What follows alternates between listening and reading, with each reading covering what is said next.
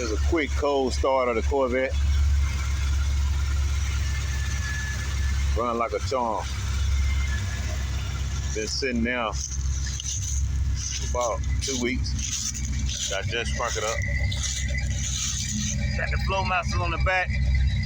Super 40. True dual H-pipe.